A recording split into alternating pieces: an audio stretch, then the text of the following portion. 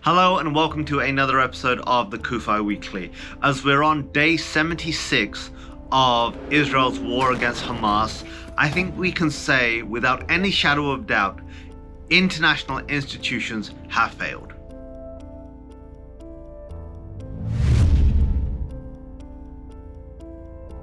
Those institutions which are meant to protect human life, speak up for what's right, prevent murderous aggression, and those institutions that are meant to care for people being held prisoner have absolutely failed in this context. What do I mean? The United Nations is calling for a ceasefire. They're calling once again for Israel to stop defending itself from Hamas terrorists who attacked it on October 7th. Yes, people will say, well, how is Israel defending itself when it is the one fighting inside of Gaza? Remember that on October 6th, there was a ceasefire. Remember, on October 6th, nobody in Israel was seeking for a war in Gaza with Hamas. It was Hamas who crossed over and murdered and massacred Israeli families. It was Hamas who came into Israel and raped and kidnapped Israelis. Yet now the UN is calling for a ceasefire? The UN that has not been able to disarm Hamas. The UN which has not been able to get Hamas to change its very reason for existing, which is the murder of every Israeli and Jew. The UN which has not been able to stop Hamas operating out of its facilities, its schools, its medical centers, thinks that it's going to be able to enforce a ceasefire with Hamas. We've seen how ceasefires go. Israel ceases, Hamas continues to fire. Palestinian Islamic Jihad continue to fire.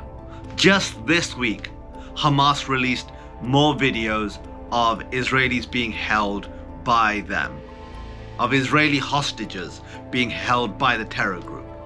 This psychological warfare is absolutely sickening. When you are being held hostage by a genocidal terrorist group which murdered your friends and family, which murdered people who live right next to you, do you think you're going to speak freely? Do you think what you say is going to be a reflection of the truth? Of course not. But Hamas records these videos of these hostages making demands. It's absolutely ludicrous, yet nobody's condemning this. Where is the UN? Where is the International Red Cross? The Red Cross has essentially acted as an Uber service and nothing more. The Red Cross insists that aid gets to Gaza.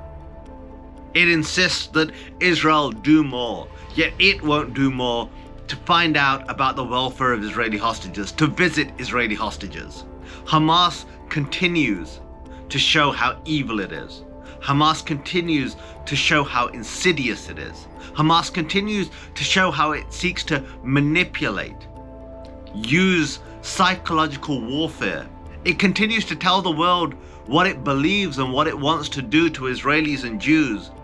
Yet international institutions somehow refuse to acknowledge this.